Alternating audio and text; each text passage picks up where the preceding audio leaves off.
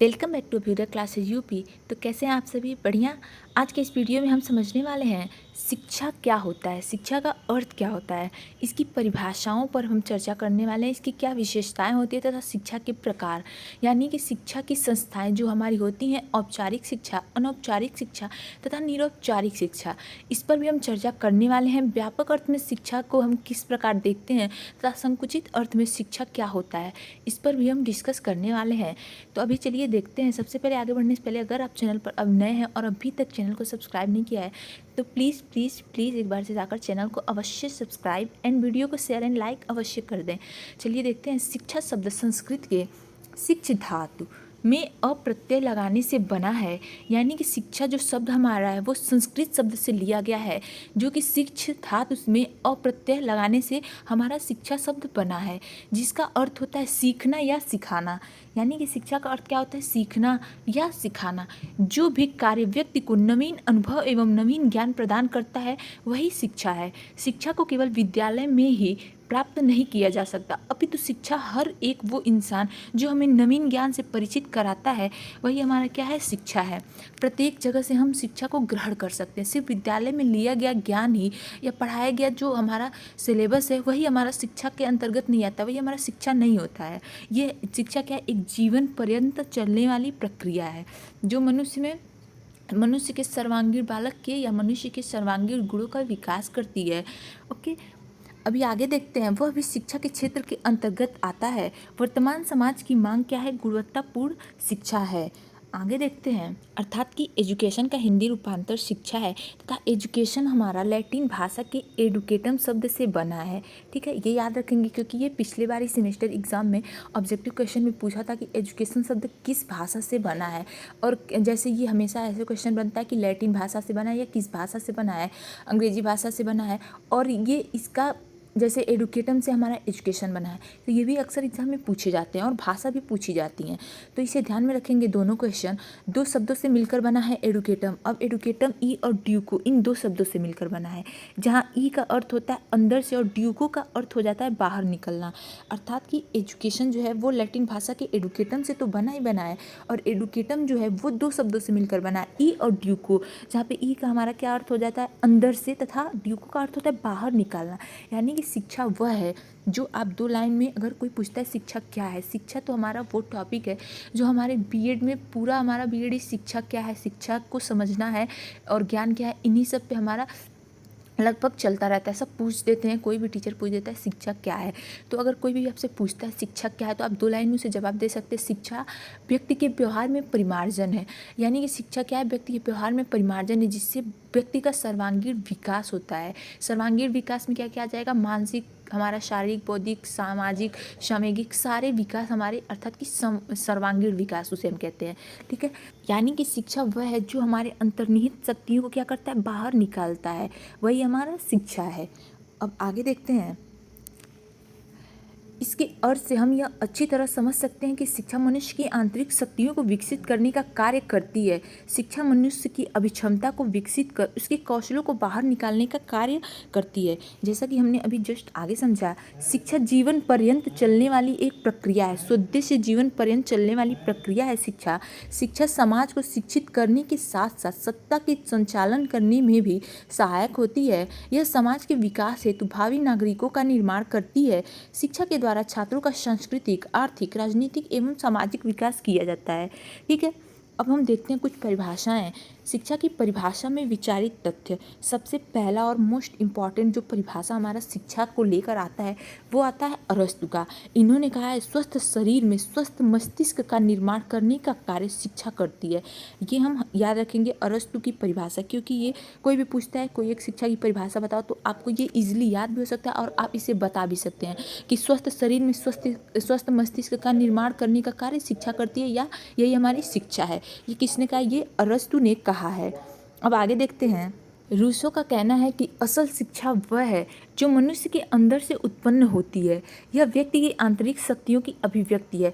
ये किसने कहा? ये रूसो ने कहा है कि असल शिक्षा वही है जो मनुष्य के अंदर उत्पन्न होती है तथा हमारे अंदर की आंतरिक शक्तियाँ जो होती हैं उसकी अभिव्यक्ति ही हमारी असल शिक्षा है। ये रूसो ने कहा है। जॉन डीवी ने कहा है शिक्षा मनुष्य की सभी क्षमताओं का विकास है जिनसे वह अपने पर्यावरण पर नियंत्रण रख सकें और अपनी संभावनाएं पूरी कर सकें। ये किसने कहा? जॉन डीवी ने कहा है। इनका भी बहुत ही इंपॉर्टेंट परिभाषा है। और स्वामी विवेकानंद जी ने कहा है व्यक्ति के आंतरिक पहलू की अभिव्यक्ति शिक्षा है। ये परिभाषा भी आप इजीली याद कर सकते हैं। बहुत ही अच्छी और छोटी परिभाषा है जो आप इजीली याद कर सकते हैं कि व्यक्ति के आंतरिक पहलू की अभिव्यक्ति क्या है? शिक्षा है। किसने कहा? ये स्वामी विवेकानंद जी ने कहा है कि हमेशा एग्जाम में पूछे जाते हैं परिभाषाएं, इसीलिए मैं पूरी कोशिश करती हूँ कि आपको परिभाषाएं बता सकूँ, याद करा सकूँ, आपके दिमाग में सेट कर सकूँ, क्योंकि एग्जाम में लगभग परिभाषाएं हमारे कोटेशन पूछे जाते हैं और ये किसके द्वारा कही गई है वो पूछे जाते हैं, तो इसे आप ध्यान में रखेंगे। ठीक है, अब हम आगे देखते हैं शिक्षा की विशेषता के कारण क्या है। शिक्षा एक विकासशील प्रक्रिया है। इसको ग्रहण करने से व्यक्ति का सभी क्षेत्रों में विकास होता है। शिक्षा जीवन पर्यंत चलने वाली प्रक्रिया का नाम है। यह मनुष्य के जन्म है, थोड़ा सा टाइपिंग मिस्टेक है, से उसकी मृत्यु तक निरंतर चलते रहती है, क्योंकि मनुष्य अपनी किसी भी उम्र में कुछ न कुछ सीखते रहता है। यानी कि जैसा अभी मैंने जस्ट आगे बताया, शिक्षा क्या है? एक जीवन पर्यंत चलने वाली प्रक्रिया है। जैसा कि बालक शिशु जन्म से ही और मृत्यु पर्यंत तक कुछ न कुछ हम सीखते रहते हैं, तो इसीलिए हमारी शिक्षा जीवन पर्यंत चलने वाली प्रक्रिया हो जाती है। ये नहीं है कि हम विद्यालय में जो जाकर सीखते हैं वही हमारी शिक्षा है, नहीं, जो कुछ हम जहाँ से भी सीख सकते हैं सीख लेते हैं। किसी भी व्यक्ति से हम शिक्षा ग्रहण कर सकते हैं, या वो हमारे परिवार के सदस्य होंगे या वो समाज के सदस्य होंगे, हम कहीं से भी शिक्षा ग्रहण कर सकते हैं। ठीक है, तो इसीलिए कहा गया है शिक्षा निरंतर चलने वाली यानी कि जीवन पर्यंत चलने वाली उद्देश्यपूर्ण प्रक्रिया है। अब आगे देखते हैं हम। शिक्षा एक उद्देश्यपूर्ण प्रक्रिया का नाम है। शिक्षा के कई उद्देश्य होते हैं। बालकों को शिक्षा प्रदान करने का उद्देश्य सिर्फ उनका ज्ञानात्मक विकास करना ही नहीं, अपितु उनका सर्वांगीण विकास करना होता है। अभी हम व्यापक अर्थ में और संकुचित अर्थ में भी शिक्षा को समझेंगे। तो व्यापक अर्थ में क्या होता है? हमारा शिक्षा बालक के सर्वांगीण विकास पर बल देता है, और संकुचित अर्थ में हमारा शिक्षा जो होता है वो विद्यालय में दी जाने वाली शिक्षा होती है, जो एक निश्चित समय पर निश्चित स्थान में निश्चित समय उसका तय होता है और जगह भी तय होता है। ठीक है, हर चीज़ उसका फिक्स होता है कि इस जगह पे जाकर शिक्षा ग्रहण करना है, इतने से इतने समय तक विद्यालय का समय है। ठीक है, तो वो हमारे संकुचित शिक्षा के अंतर्गत आ जाता है। वो हमारी शिक्षा जिसमें बालक का सिर्फ एक साइड विकास पर बल देता है, उसका सर्वांगीण विकास नहीं हो सकता है। और व्यापक अर्थ में हमारा जो शिक्षा होता है वो बालक के सर्वांगीण विकास पर बल देता है। इसमें कोई भी टाइम लिमिट नहीं है, कोई भी निश्चित टाइम, कोई भी निश्चित समय, कोई भी निश्चित दिन, कुछ नहीं है। ठीक है, वो हमारे व्यापक अर्थ में, उसे हम शिक्षा के व्यापक अर्थ में लेते हैं। अभी हम आगे देखते हैं। शिक्षा त्रिध्रुवीय प्रक्रिया का नाम है, यानी कि शिक्षा को त्रिध्रुवीय प्रक्रिया माना गया है, तथा जॉन एडम्स ने शिक्षा को द्विध्रुवीय प्रक्रिया कहा है, और रायबर्न तथा डीवी ने त्रिध्रुवीय यानी कि ट्राइपोलर प्रोसेस माना है, क्योंकि इसमें अध्यापक, छात्र और पाठ्यक्रम का अनूठा संगम होता है। शिक्षण अधिगम प्रक्रिया का संचालन इन्हीं के बीच होता है। शिक्षा गतिशील प्रक्रिया का नाम है। और हाँ, ये पॉइंट भी ध्यान रखेंगे, जो संकुचित अर्थ में शिक्षा का संबंध केवल जीविकोपार्जन से होता है। ठीक है, और उसमें क्या होता है? एक पक्षीय विकास पर ही बल दिया जाता है, सर्वांगीण विकास पर बल नहीं दिया जाता है। अभी आगे देखते हैं। शिक्षा छात्रों को राह दिखाने का कार्य करती है, और साथ ही यह छात्रों को समाज के साथ समायोजन करने में भी उनकी सहायता करती है। शिक्षा छात्रों को समस्या समाधान करने में उनकी सहायता करती है। शिक्षा के द्वारा समाज को सभ्य समाज में परिवर्तित किया जा सकता है, और साथ ही यह सामाजिक परिवर्तन को सही दिशा प्रदान करने का भी कार्य करती है। यानी कि जो हमारे समाज में अच्छे बदलाव आते हैं और आ सकते हैं, वो हमारे अच्छी शिक्षा के माध्यम से ही आ सकते हैं और लाए जा सकते हैं। तो क्या करती है? शिक्षा सामाजिक परिवर्तन को सही दिशा प्रदान करने का भी कार्य करती है। अब देखते हैं शिक्षा के प्रकार या शिक्षा की संस्थाएं। सबसे पहले तो ये 3 प्रकार के होते हैं: औपचारिक शिक्षा, अनौपचारिक शिक्षा तथा निरौपचारिक शिक्षा। इसे आप ध्यान में रखेंगे, फॉर्मल, इनफॉर्मल तथा नॉन फॉर्मल एजुकेशन। सबसे पहले देखते हैं औपचारिक शिक्षा।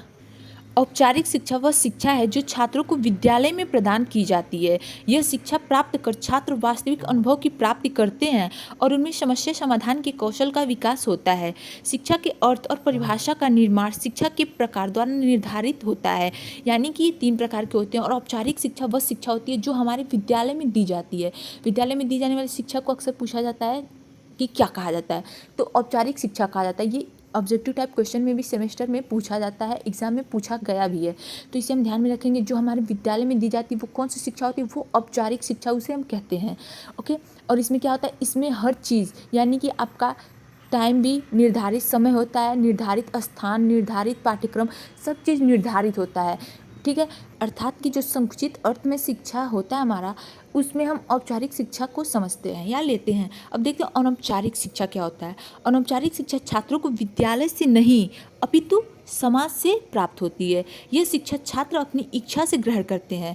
इस प्रकार की शिक्षा कहीं भी और कभी भी प्राप्त की जा सकती है। जैसे कि अनौपचारिक शिक्षा को आप ऐसे समझ सकते हैं कि अनौपचारिक जो शिक्षा होती है उसका कोई निश्चित समय, कोई निश्चित स्थान, कोई निश्चित पाठ्यक्रम, कुछ भी उसका निर्धारित नहीं होता है। ठीक है, और ये हम कहीं भी किसी भी स्थान पर, जैसे अपने घर में, अभी मैंने जस्ट आगे बताया, घर में, बाहर, समाज में, कहीं भी, सड़क पे, कहीं भी हम ये शिक्षा किसी से भी, किसी भी व्यक्ति के द्वारा ग्रहण कर सकते हैं। जैसे कि किसी बच्चे से भी हम सीख सकते हैं। अगर कोई बच्चा है कुछ यूनिक चीज़ें कर रहा है, आप उसे देखते रहे, अगर बाजार में आप हैं उसे देख रहे हैं, आपने उससे कुछ सीखा, वो क्या है हमारा, वो अनौपचारिक शिक्षा ही तो है। और वो हमारी व्यापक शिक्षा में भी, व्यापक शिक्षा का जो अर्थ होता है उसमें ये हमारे अनौपचारिक शिक्षा आता है। ठीक है, यानी कि हम किसी भी स्थान पर, किसी भी बच्चे से लेकर बूढ़े, किसी से भी कुछ भी सीखते हैं। ठीक है, वो हमारे अनौपचारिक शिक्षा। और व्यापक शिक्षा जिसे हम कहते हैं, व्यापक शिक्षा का अर्थ अभी जस्ट इसके बाद हमारी अगली वीडियो व्यापक शिक्षा और संकुचित शिक्षा पर आएगी, तो उसमें हम क्या करते हैं, ये हमारे इसके अंतर्गत आती है। हम कहीं भी, किसी भी स्थान पर, किसी से भी जो शिक्षा ग्रहण करते हैं वो हमारी क्या होती है, अनौपचारिक शिक्षा होती है। अब निरौपचारिक शिक्षा क्या होती है, निरौपचारिक शिक्षा दोनों प्रकार की शिक्षाओं का मिश्रण होता है, यानी कि मिक्सचर होता है, क्योंकि इसमें औपचारिक और अनौपचारिक शिक्षा के गुणों का समावेश होता है। यानी कि निरौपचारिक शिक्षा हमारे औपचारिक और ये अनौपचारिक जो शिक्षा अगर आप समझ चुके होंगे तो उन्हीं दोनों का मिश्रण होता है हमारा निरौपचारिक शिक्षा। सो गाइज, आई होप आपको इतना समझ में आया हो जो बताया गया हो। आज के वीडियो में बस इतना ही। आई होप आपको जो भी बताया गया वो समझ में आया हो। अगर आप चैनल पर नए हैं तो अभी तक चैनल को सब्सक्राइब, लाइक एंड शेयर नहीं किया तो प्लीज़ एक बार जाकर चैनल को सब्सक्राइब, लाइक एंड शेयर अवश्य कर दें। Thank you.